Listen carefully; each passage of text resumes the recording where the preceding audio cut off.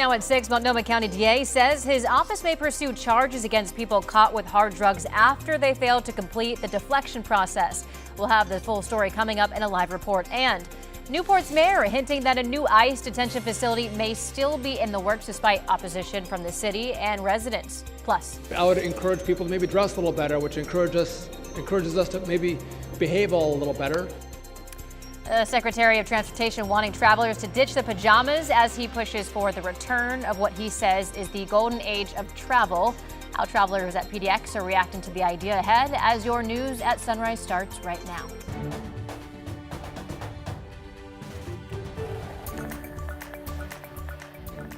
Good morning, and thank you for joining us on your Wednesday. I'm China Green. Headed over to Chris McGinnis and Rod Hill for a look at your weather and traffic. Well, some of us are wet, some of us aren't. Here's a look at radar behind me. It gets you out the door on your Wednesday. A lot of cloud cover. Portland has been dry the last few hours, or at least mainly dry. You can see some what has, for the most part, continuing to be light rain moving over Salem. This entire rain area will start shifting to the north. I do expect it to be raining, the bullseye of the wet weather here in Portland today, right over the noon hour. Here's the rain on the camera lens looking at the state capitol down Salem, 49 degrees. A dry view under the cloudy skies from the Wells Fargo building, 46 degrees. Actually reporting a little bit of light moisture out along the Columbia River just now. The forecast, again, late morning, early afternoons when Portland's going to pick up most of today's wet weather.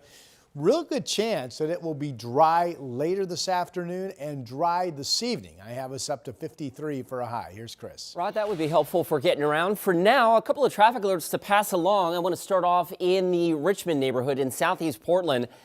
It sounds like we've got an injury crash right now on southeast Cesar Chavez Boulevard near southeast Harrison Street. A number of emergency crews on the scene of that. So give them some space to work. Also on the freeway right now, southbound I-5. This is in a tough spot coming around the curve, approaching the Twilliger Boulevard exit. There's a little fender bender over on the shoulder. And just as a reminder, not just now for the holiday season, but always, you are required as you come up on emergency vehicles like that on the shoulder to move over and or slow down for worker safety. So watch out for that if you're hitting the road right now. The drive elsewhere on the freeway system, as it has been all week long, it's really light. So far, we're getting around just fine. We've got a speed limit clip in all directions. China? Thank you, Chris. The Multnomah County District Attorney says the county's deflection program needs an overhaul in order to work as intended. Less than pleased with the results over the past year. He's making some changes come January. Jake Holter is live outside the DA's office in downtown Portland with the details. Good morning, Jake. Good morning, China. That's right. So right now, those arrested in possession of hard drugs can choose treatment through the deflection program instead of jail. This in the hopes of rehabilitating those who struggle with addiction. But right now, District Attorney Nathan Vasquez says when an individual is arrested for hard drug possession, they are brought to the deflection center, then dropped off, and that's that. No court or police involvement afterwards. Of the 520 people police referred to deflection this past year, only 113 people actually completed the program. Vasquez says that's not good enough. He says there has to be some sort of accountability. So beginning January 5th, the DA's office will more closely track these cases and pursue charges against those caught in possession of hard drugs who failed to complete that deflection. Those reports will come to my office, and either they will have a citation to appear at a future court date, or if the other route would be that a warrant would be issued for their arrest. Those are the two options. And once someone's taken to the deflection center and completes an assessment, they then have 90 days to, quote, meaningfully engage in treatment. And if that's the case, then the DA will not file criminal charges. But if someone has an active warrant on their record, then they are not eligible for the deflection program. China?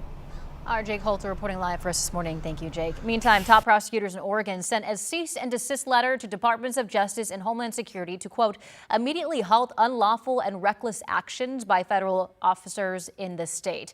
The letter accuses federal officers of using unreasonable force in Oregon, including striking Portland police, deploying tear gas near residents, and detaining teenagers at gunpoint. Rayfield says his officers and office will monitor and investigate any cases where federal officers may have acted beyond their lawful authority.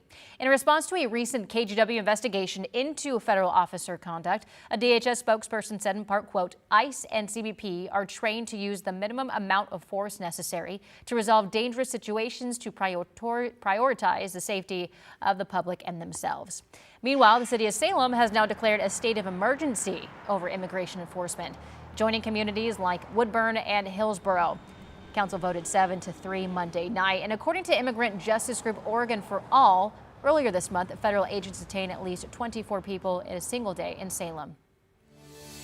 In Newport, the mayor is revealing new details that an ICE facility may still be in the works. For weeks, neighbors and residents have pushed back on the possibility. Sunrise reporter Thomas Schultz joins us in the newsroom. Thomas, what's the latest here? Yeah, well, China, while residents, local leaders, and even Oregon senators have expressed alarm over plans to build an ICE facility in Newport, the mayor says it appears the federal government is still looking for places to board workers. We confirmed today that Team Housing Solutions has called multiple hotels up and down the coast as recently as this morning, looking for as many as 200 hotel rooms for a year. Mayor Jan Kaplan is referring to government contractors there. Kaplan also adds a Coast Guard rescue helicopter moved by the federal government 70 miles down the coast from Newport has now been returned to his city. Still, he isn't sure if it's going to stay. That'll be dictated by a lawsuit currently winding its way through the court system after the state and Lincoln County sued the federal government to bring the chopper back to Newport. We've reached out to the Department of Homeland Security about the return of the helicopter and any possible plans to build an ICE facility in Newport. We'll let you know what they say once we hear back. China. Thomas, thank you. 20 states, including Oregon and Washington, are suing the Trump administration over new conditions and cuts to a Department of Housing and Urban Development program. So HUD's Continuum of Care program partners with local organizations to connect homeless people to housing and resources. More than a half of next year's funding for the program, permanent housing assistance, will be cut. It will instead be allocated to temporary transitional housing assistance. Housing providers would also be required to recognize only two genders, effectively excluding transgender and gender diverse individuals from programs. Oregon Attorney General Dan Rayfield says the policy would cut funding to Oregon programs by $39 million and put people at risk of returning to homelessness. Meantime, some Portland entrepreneurs are getting a little help starting new businesses thanks to a $15,000 grant. The money is going to Hacienda CDC's Empresario program, which is meant to help Latino, BIPOC, and low-income entrepreneurs get started. The grant will help business owners with vital parts of launching a business like digital literacy and building marketing skills. So important to support food and beverage entrepreneurs, especially in our local area of the city of Portland. I feel like Portland is really built on small businesses. We're going to be exploring AI and what the basics are for small businesses, how it can be leveraged, in addition to our curriculum around social media strategies, as well as website design and development. And just the last year, the program has helped over 80 entrepreneurs, with the majority being women, and 82% of those helped being BIPOC. Your time now is 6:08. We are taking a live look from our Pioneer Courthouse Square Skycam. That tree getting ready to be all bright and pretty. The bricks right now, it looks like they're wet, Rod Hill. Yep, I think so. Yep.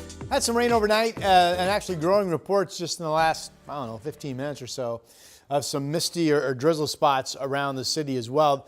The bulk of the rain, what's showing up on radar, is down on the line from about McMinnville southward down through Salem and Albany. So you folks, and there's more rain hitting Newport right now. So a rainy morning down in the mid and south valley for sure. Temperature outside is very comfortable. And notice the wind direction south.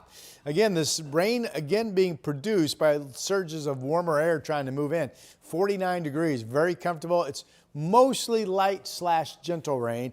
I zoomed into the stadium lights at Providence Park, see if I could pick up any misty weather. I really can't, which tells me if it is precipitating, it's really minute water droplets, which is what we mean when we talk about mist or drizzle, and some of that being reported, 46 degrees, so definitely a rain jacket day. Let me back up. I didn't mean to go through the temperature map so quickly. Here we go. 46 Vancouver. We're all kind of mid to upper 40s out there. Sandy's at 45, Oregon City and Happy Valley as well. Salem, 49 for you with the rain coming down, 47 out in Dallas. The weather map for today. The big story today is we've got the rain right in here up through Salem right now. Portland's got some mist, but the rainy area shifts northward during the day. So right over the noon hour, we start to see some drying down in Salem while Portland's in the middle of the rain. And then later today, All of that is mainly to our north, and we should see drying come up the valley. There will be some mostly light moisture out across the east at times as well. Pretty mild weather overall. Bends at 50. Some cooler spots out east. Shows Baker City 39 at 4 o'clock. 7-day forecast. So the bulk of the rain centered over Portland right about midday today. A dry late afternoon, evening. Rain at times on Thanksgiving Day. So that's could be a couple shots of some early heavy rain, and then another shot of heavier rain later in the day. Friday starts to dry out with some sun breaks. Saturday, again, I'm saying could be dry. Sunday will be dry. So overall, the weekend looks to be pretty nice. Sunday, we have some bright sunshine, 48 degrees. Back to you. Thank you, Ron.